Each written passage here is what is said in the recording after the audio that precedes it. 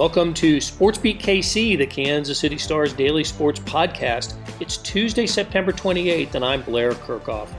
The Royals season is winding down. 6 games left starting tonight, but there's plenty to discuss on our final SportsBeat Live broadcast this season. This with Lynn Worthy and Vahe Gregorian. Will Salvador Perez get the Royals' record for home runs in a season, and can he top the American League in homers and RBIs? Who is the Royals' pitcher of the year? There are a few candidates. And how can minor league success translate to the major league level, and how quickly? Plus, we bid farewell to Mike Swanson, the longtime Royals Vice President of Communications. This is his final week of duty before retirement. So let's get started talking Royals. Hey, good morning from still sunny Kansas City, and welcome to SportsBeat Live, our weekly conversation about the Kansas City Royals with the folks at the Star who know them best, and with you. You know the operation. Send us your questions and comments, and we will address those here. And by we, I mean Lynn Worthy and Vahe Gregorian. They're here. Good morning, gentlemen. Good morning. Good morning, Blair. Good morning, Lynn. I've already talked to you, Lynn, more than I did last time I saw you at the game because we both had our heads down and we're typing. It's good to see you. Likewise. Hey, shout out to our sponsor, the University of Kansas Health System.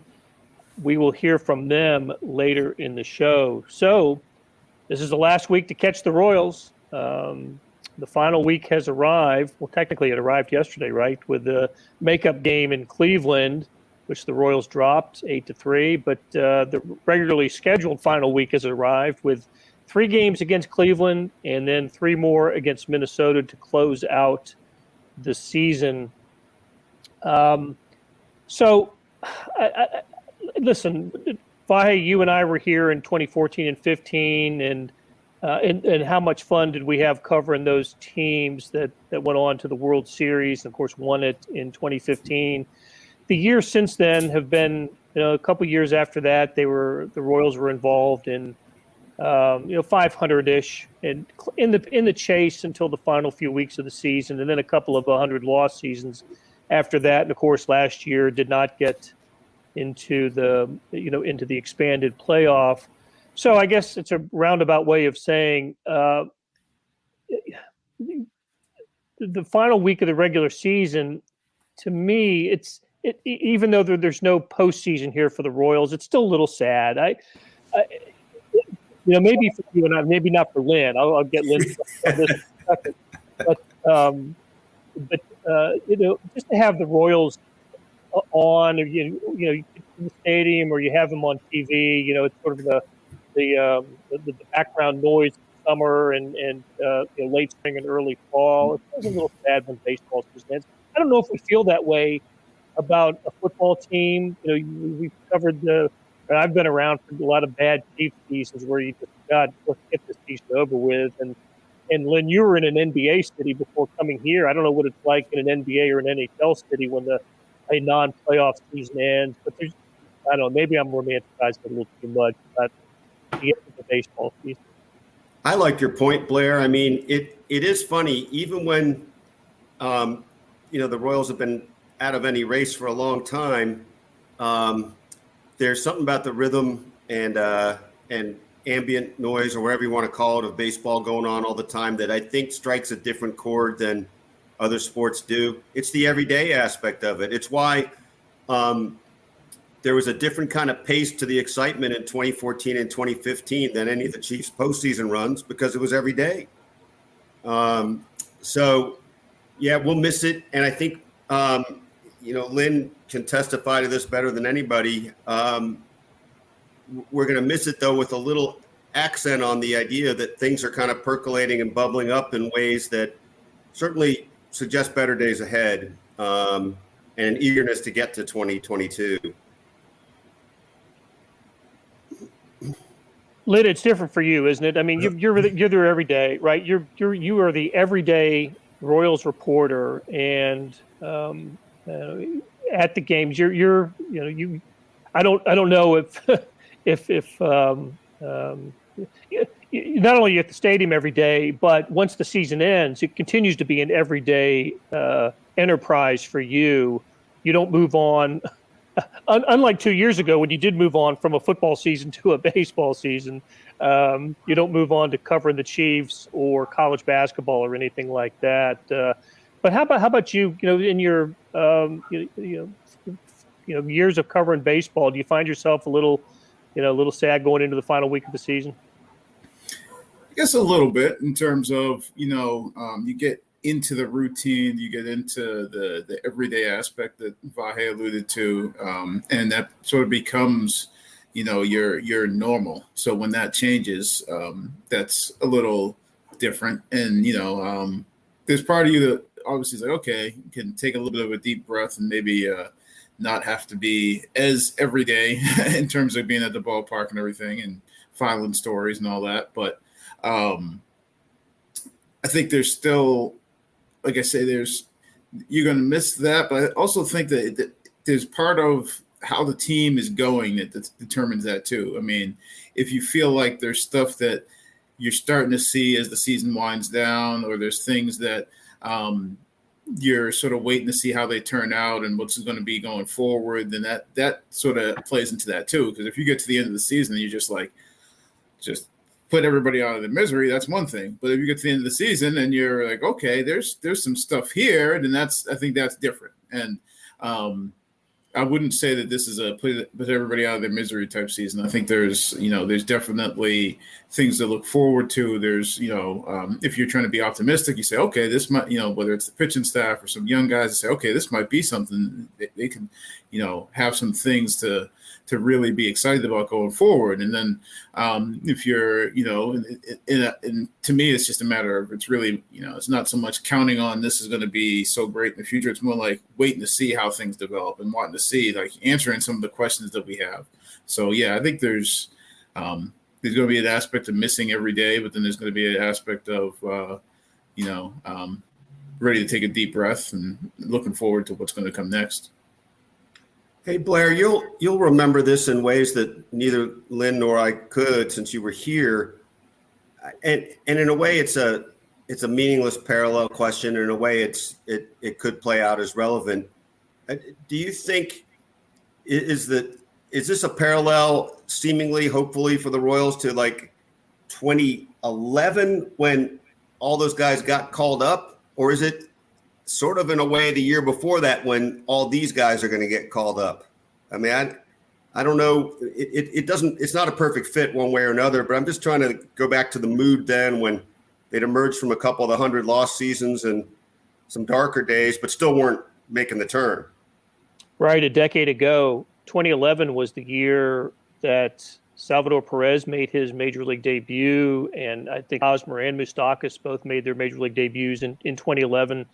After and already on the parent club were Alex Gordon, who may have had his best season in baseball that year, as Salvador Perez is having this year, and Billy Butler, of course, on the team. The Royals were still a few years away from being in the in the postseason, but there was some bubbling enthusiasm about what we were seeing with the Royals and in the minor league system. And I do want to talk about that a little bit later on what we're seeing, the very successful minor league campaigns of the Royals this year.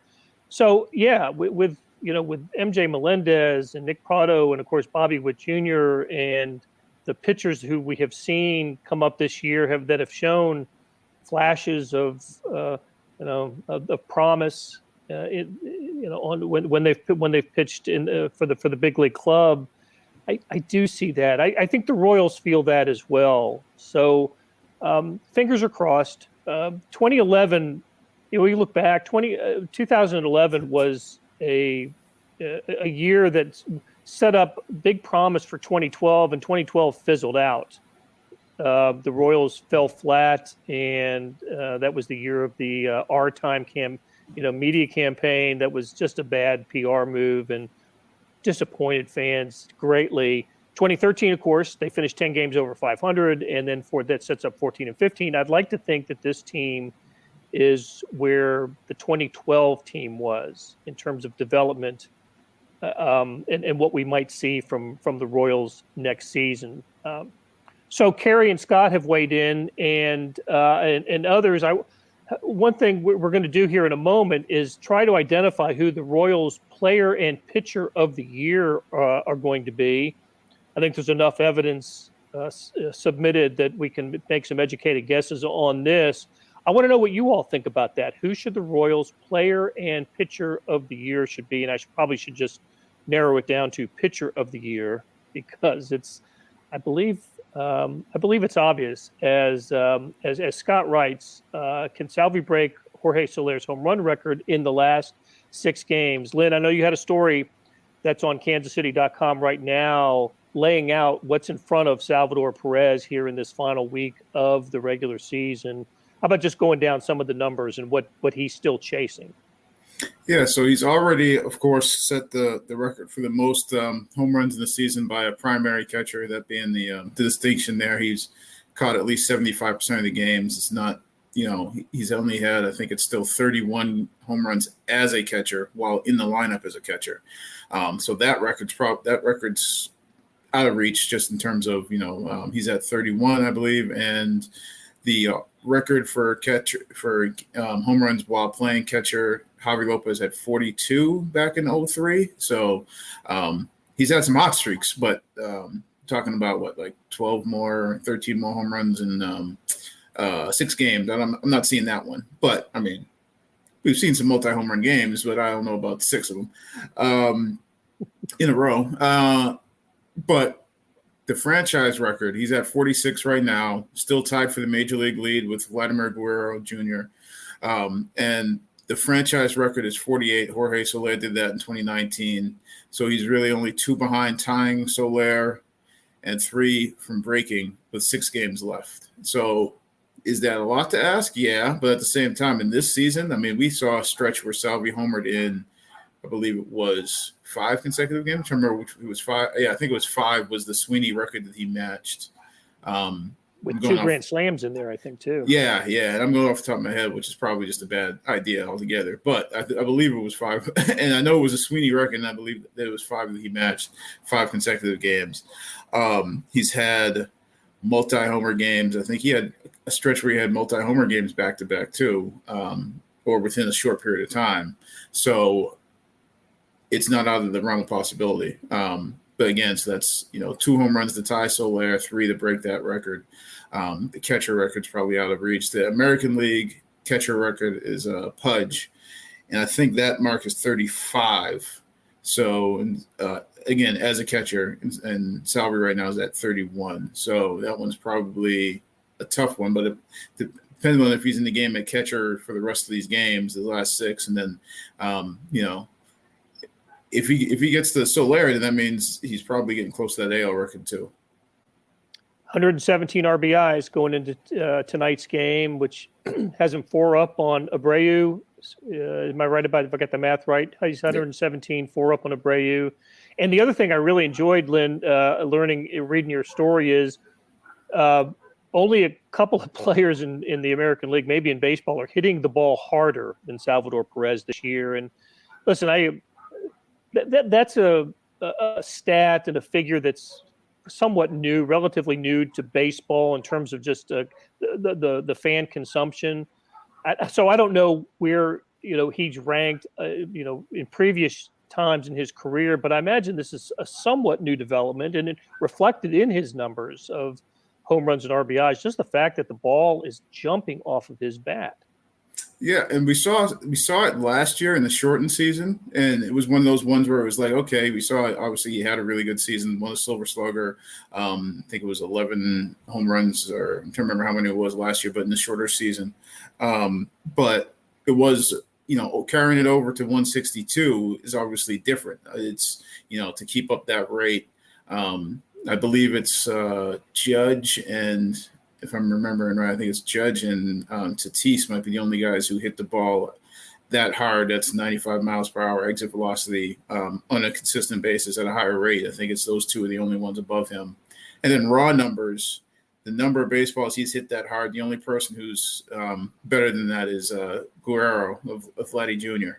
So, I mean, just in terms of hitting the ball hard on a consistent basis from the beginning of the season to the end of the season, there's not many in baseball who've done it like Salvy this year.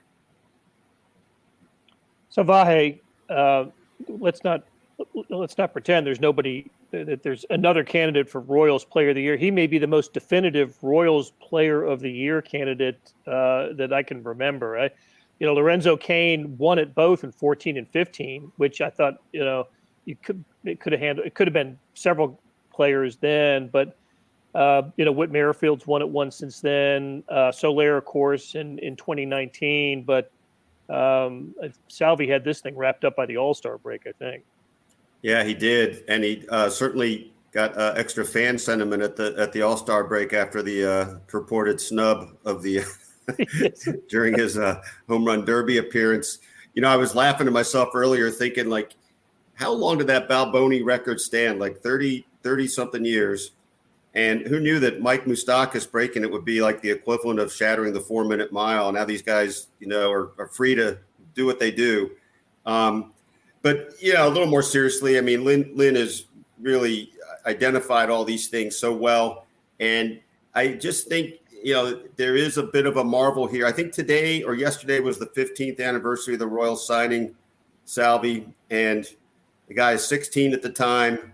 And, we know a lot of the story, although Dayton was telling me some stuff I didn't realize before, how unimpressed he was when he heard that they signed him for $65,000. Couldn't be very good.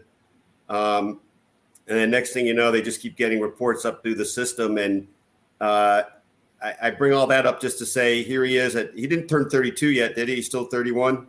Right. At 31, absolutely better than ever. Markedly better than ever in terms of his power. Never had more than 27 home runs before this season. So it's just great. He has lapped the field with the Royals, and it's funny. I mean, if he weren't having this kind of season, you could talk about a few other things. The best Nicky Lopez he can be was pretty good this year. Maybe there's a different sort of category for what Nicky Lopez did, but you're right, Blair. Far and away, head and shoulders above the rest. There is an award that the Royals hand out. It's called a special achievement, right? And I think it's basically almost a runner-up for Player of the Year, but it's somebody who achieves something that's out of the ordinary. And I think Nicky Lopez might be a leader for that award. Okay, well, what about the more difficult choice when it comes to Royals awards? Pitcher of the Year. I don't know if anything in the last 6 games is going to change the strength of the candidates. It's been an odd year. The Royals aren't going to have a starter with 10 victories this year, I don't believe. Right? The 8 is tied for the lead. They're not going to have a reliever with as many as 20 saves unless Barlow goes crazy here in the last week. But Lynn, who do you think are the top candidates for Royals Pitcher of the Year? We've actually had suggestions from Scott and Kerry with different names. So what do you think? Well, I think the more I think about it, that I probably would settle more towards Scott Barlow for what he's meant for that bullpen and the number of games that he's had an impact on. And again, like you said, he's not going to have 20 saves, even though I think he's up to 16 now, which is twice as many as anybody else on the staff.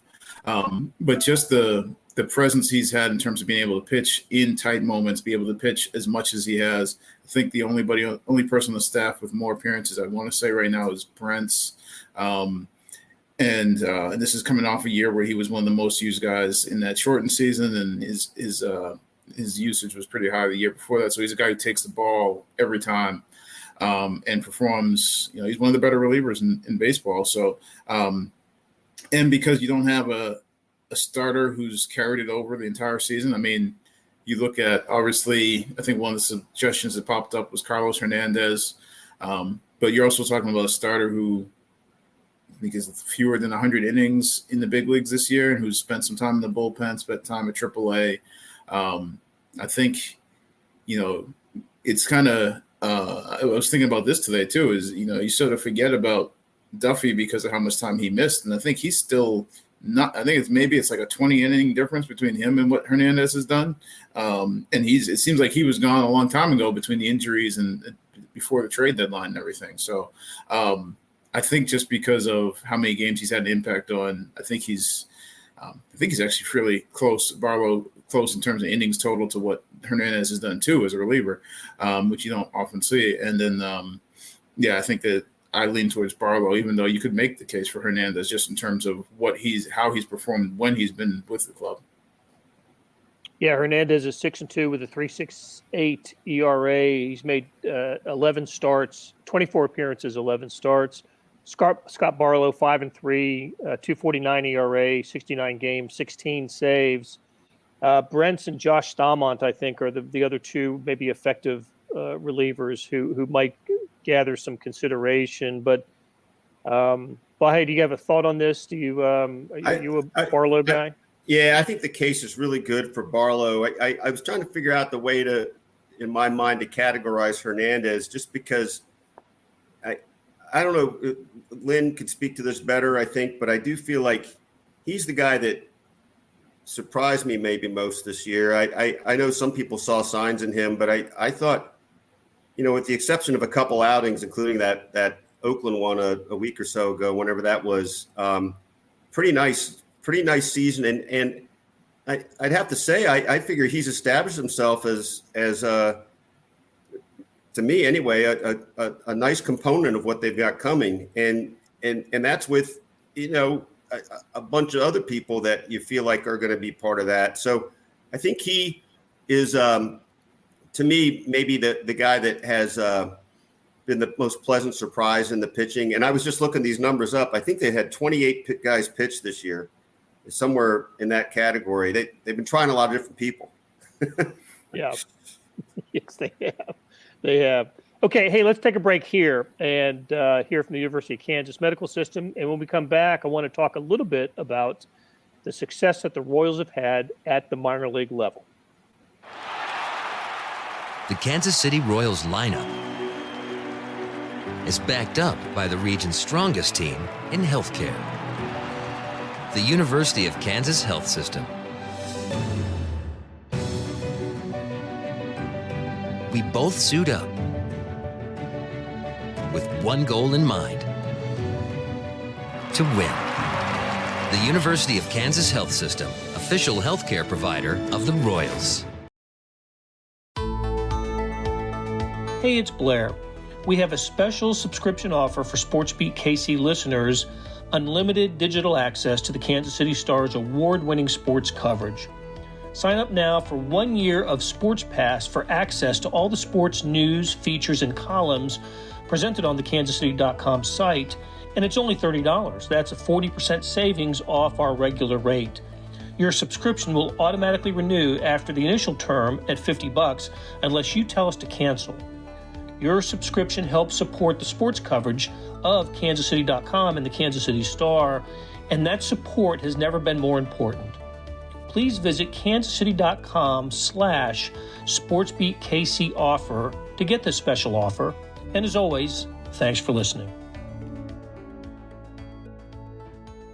We are back with Lynn Worthy and Vahe Gregorian talking Royals on SportsBeat Live with you. Still got time to get in some questions and comments. And Lynn, before we went to the break, I wanted to at least acknowledge the success of what's happened at the minor league level for the Royals. It's, a minor league season structure unlike anything that we've known, right? With every major league team with 4 organizations, right? AAA, AA, and then 2, a high A and a low A. And the top 3 organizations for the Royals this year had very, very good seasons. The low A, Columbia in South Carolina, finished last in its division. But, man, Omaha, Northwest Arkansas, Quad Cities, really good year. And, referring back to the point Vahe made earlier about maybe indicator of future success. That was true of the Royals minor league system back in, I forgot what year it was when they were Baseball America's minor league or organization of the year based on their minor league success. But it was one of those years leading into the success that they eventually had. So I don't know where these Royals would rank in terms of organization of the year when it comes to minor league success, but better to win games at the minor league level than to lose them, and the Royals have won a bunch of them. They've won, as their affiliates have won, and they've also just had success as far as producing individual guys who've been among some of the top in baseball, whether you're talking about Bobby Witt Jr., MJ Melendez, Nick Prado, Jackson Kowar, when he was in the minors before he came up to the major leagues, one of the top pitchers in baseball, Daniel Lynch. so they've had it from in terms of being able to produce individual guys and as far as team success. And, I'm sure obviously people can just say the team success is whatever, but I know the Royals don't think of it that way. I know I've covered other organizations that talked about winning in the minor leagues helps to sort of set the tone and develop those habits and get guys ready to win in the major leagues. And I've talked to players who were in the Royal system when they were that blue wave that we were talking about, that was the top organization. And part of what they talk about was winning titles. I think Danny Duffy has referenced how many, he's got the American League pennant championship in the ring from that. He's got the World Series ring, but he's also got several rings from his time in the minor leagues. And he talked about that the last few years several times, about how that was a big deal and how they won as a group and how those guys won all the way up and expected to win when they got to the big league. So it's not something that you just, brush off as it doesn't really matter. At least not, it matters to those guys. And I think that's probably more important than whether or not it matters to us. Yeah, it's not insignificant, Vahe, is it? No, I don't think so. And I was going to just add to Lynn's point there about the very last part, which is that not only have they had those bursts of success across it that you thought were harbingers of what was to come, but I wish I had the specific number of championships in front of me, but I don't. But Lynn just referred to it. That group, the Duffy, Hosmer, Moustakas, Kane group, won, I think, at 3 different levels before they got to the major leagues. I think maybe it was just 2, but that really informed their mindset when they got here. Obviously each had their own ups and downs and individual struggles, but they felt like a championship core together. Wilmington was especially successful for the Royals in those years. They're high A back in the old Carolina League. Just to note, Bobby Witt Jr., I don't know if he's already done this because I saw this over the weekend, but he was at least going into the weekend 1 stolen base away from becoming a 30-30 player. 30 home runs, 30 stolen bases during his minor league season. It's only been done 8 times in baseball since 2000. If he gets that, if he becomes a 30-30 guy. So. But Lynn, one player who you mentioned him is kind of curious is Jackson Kowar, who AAA Central. Well, I don't know how they designate it, but pitcher of the year. But it just didn't translate into major league success, and he sounded frustrated talking to you and others in the media the other day after his start in Cleveland. Yeah, and just since I did take a second to look it up, Bobby Witt's still at 29 stolen bases, so it's 1 shy of the 30-30. He's already got 33 home runs, which should actually be 34. I was reminded of that the other day because he had that one that wasn't counted as a home run because they said he didn't step on home plate, so he's got 33. I forgot about that because it was so early in the season, but so yeah, he's 1 shy, and I think I saw the other day where he's because he's their minor league organizational hitter of the year, the George Brett Award. He's got, I think he's the first 2020 guy for the Royals since Alex Gordon in the minor leagues. I remember seeing that. But yeah, Jackson, and the thing is it's not just the Royals say they see something there and nobody else sees it. It's like everybody sees Jackson Kowar as this is a guy who's got everything you would need. So it's not like it's just the Royals are, holding on to this guy and thinking that, he's going to be something that he's not. It's like, no, everybody who sees him sees what they see, whether that's, the third party places like Baseball America and, MLB.com, just scouts, people who've seen him, teammates, like that's what it's supposed to look like. The stuff he's got is the right stuff. It's just putting it all together. And he talked about it yesterday, and I wrote about today. I was trying to make sure it was the distinction there, because he said, he's tired of coming in here and talking about the same things. And it wasn't distinction. I was just hoping it was clear, was that he wasn't saying he was tired of talking to us. It wasn't like I'm tired of answering these questions. I think it was really I'm tired of the way things are going for me on the mound. It's not I don't want to be talking about it. It's I'm tired of this, the way things are going. And and the other part of that, because, you wonder with a young guy, he comes in there and he's frustrated and he's tired of what's going on. But I think maybe the more important part was he said, what I do feel like we've got an idea of how to fix it, and there's a plan on how to fix it, and he feels comfortable with that, and he's going to get it straightened out. Because if he just came in there and said, I don't know, this is, not going right, and I'm just tired, then that would be more of a problem, I think, than, okay, at least we know what we're doing to try and fix this thing.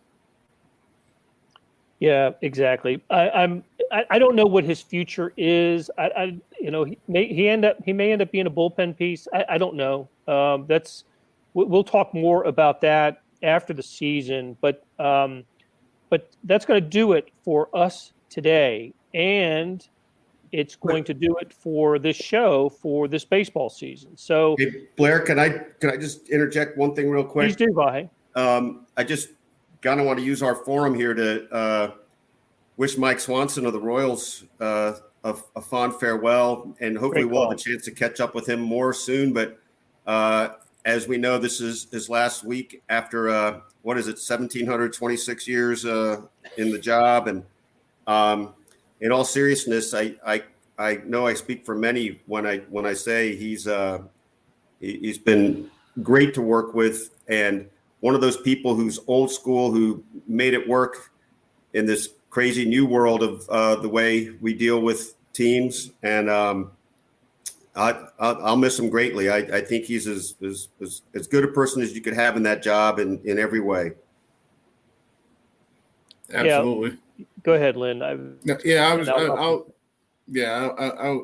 not a whole lot for me to add on to what Vahe said, except for just that, it's it makes a difference who you've got sort of helping, like we talked about earlier, the everyday, when you're trying to deal with stuff every day, especially when you talk about a team that, the last few years had some 100-loss season. It hasn't been all the, to go back to a reference from earlier this season, it hasn't been peaches and roses the entire year. And it helps when you've got somebody like Swanee to navigate that as far as, coordinating things from a media standpoint. So it's more of a behind the scenes thing that fans might not necessarily notice, but everybody around the team notices. He's such a sentimental lug. Did you see his tweets from Cleveland? It was his final road game after 43 years in the business. And Vahe, you know this as well as anybody. He's so much part of the fabric of Kansas City sports, not just with the Royals, but his career dates back to the Bobby Bell, Willie Lanier, Len Dawson Chiefs, and the old Kansas City Athletics as well. And even worked for UPI covering the Kansas City Scouts. Find somebody else that was ever involved with the Scouts around here anymore. No, it's unbelievable, and I've been in this business for a long time, and I think I can say that not only is he the best that I've come across in baseball, but Mike Swanson's the best that I have ever come across in any sport doing the job that he does. He's just remarkable. He will absolutely be missed, and we wish him well in his retirement. So thanks for all you did for us, Mike Swanson. And thanks for all you guys have done for us in the audience who followed us all year. Like I said, this is our last show of the 2021 season. We will not stop talking baseball. Lynn Worthy, Vahe Gregorian, Sam Mellinger will be part of podcasts going forward. I don't know if they know that or not, but now they do. And it'll be great to continue the Royals and baseball conversation with them. So Big thanks to Beth Welsh, who's produced the programs all season long, starting back in February, and Neil Nakahoto for that introduction music and video that we put together, and the University of Kansas Medical System. Fantastic sponsor. Great to have them on board this year. So for Lynn and Vahe and Beth, thanks very much, and we'll keep talking baseball for you. That'll do it for today. Thanks to our SportsBeat KC production staff of Beth Welsh, Monty Davis, Jeff Rosen, and Chris Fickett. Tip of the cap to Lynn Worthy and Vahe Gregorian for Talkin' Royals. Links to their stories can be found in the show notes and on kansascity.com. Hey, I wanted to call your attention to something relatively new. It's called the Morning Sports Edition. You know about the Star's e-edition, you probably even get it. That's a replica of the printed newspaper on your screen that comes with your digital subscription. Well, now there's an updated sports section produced separately that goes along with it. When you open the e-edition, there's a box in the upper right-hand corner. Click on that, and you can access about 15 to 30 pages of sports every day. Maybe you get a link in your email. Either way, it's access to complete coverage of the previous day's sports news, features, statistics, everything. It's fantastic, especially as baseball season winds down. Hey, look, well, thanks for listening and supporting the best sports and news coverage in Kansas City and helping us produce programs like SportsBeat KC. We'll be back on Wednesday with another episode.